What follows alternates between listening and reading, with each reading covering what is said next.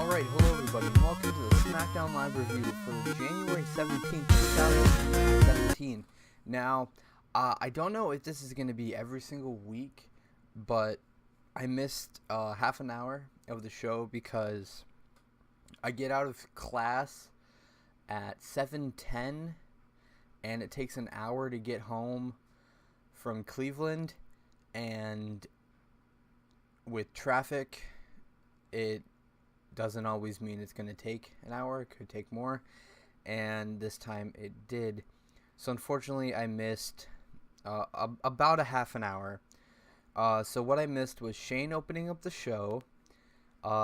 He announced that the WWE title will be defended in the Elimination Chamber. Then there was The Miz, AJ, and John Cena in the ring. It led to a match between AJ and The Miz, with Cena on commentary, which Cena got involved. I think AJ got disqualified, or Miz got disqualified. Cena got involved somehow. I don't actually know. And that was the end of that.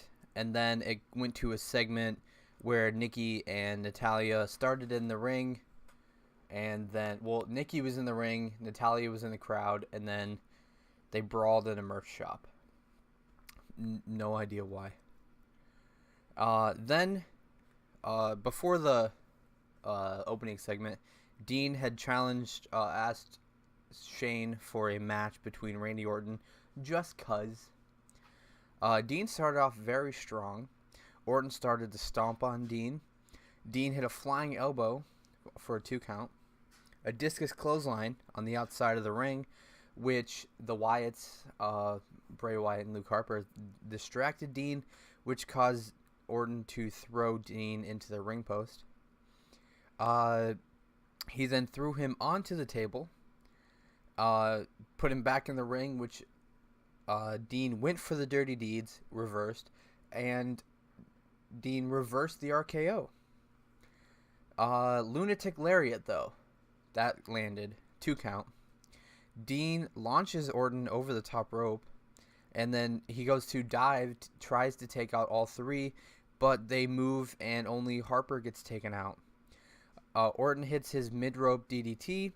Harper gets back in the ring to try to hit Dean Ambrose, and while Randy Orton and Harper are dealing with that, Dean rolls up Randy Orton for the win. Harper gets back in the ring. They start to brawl, and Bray breaks it up, punches Luke, and Harper leaves. That set up later in the show. Bray announced that Bray, Randy, and Luke will be in the Royal Rumble.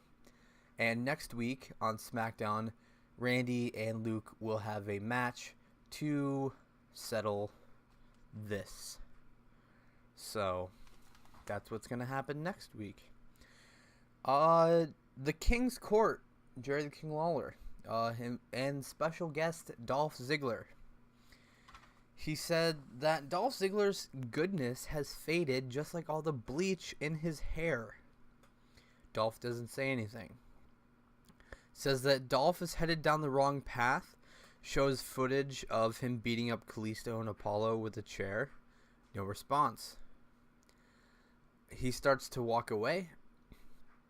And then Dolph says, "You want me to talk? I'll talk. You're just doing this to make me look bad in front of your friends. And I knew this was going to happen, so I brought my own footage." And shows a clip of him elbow dropping him right before he had the heart attack a few years ago. And he says he knows that King blamed him for the heart attack, and he had all the right to do that. And he also told him that if he doesn't stop with the questions, he's going to finish what he started. King asks Dolph one more question, and that question is how it feels that no matter how many times he changes his attitude, he'll always be a loser. Super kick to Jerry the King Lawler. JBL then rushes into the ring. Dolph Ziggler leaves. King gets up and yells, "If you have any guts, get back here." And then Dolph walks to the back. And then the main event, Becky Lynch versus Alexa Bliss in a steel cage match for the women's title. Pretty good match. Pretty good. There was a spot where both girls were on the cage when then they walked over to the turnbuckle. And Becky slammed Alexa's face off the turnbuckle and slammed them both backwards. Alexa started, after it went to a commercial, and then Alexa started beating the shit out of Becky off the cage. Becky hit a missile drop kick from the top rope for a 2 count. On the top of the cage, over the cage, all she had to do was get to the bottom, but Alexa pulled her over. Becky hit a super Bexploder for a 2 count. And then La Luchadora came out, and she opened up the door, but stood in front of it. Becky locks in the disarmor. La Luchadora kicks Becky in the face to break that up. Alexa hits a DDT on Becky Lynch. 1, 2, 3. Alexa Bliss is still your SmackDown Live Women's Champion. And then they jump Becky. Becky starts to fight back. She grabs La Luchadora by the mask and rips it off, revealing Mickie James. And then she kicks Becky she kicks Becky, knocking her down, and raises Alexa's hand, and that's how the show ends. Kind of saw this coming, because pretty much as soon as Mickie James was announced to have signed with SmackDown Live, La Luchadora showed up, and she's a heel, so that's pretty cool. But yeah, that was it for SmackDown Live. It was pretty good from what I got to see.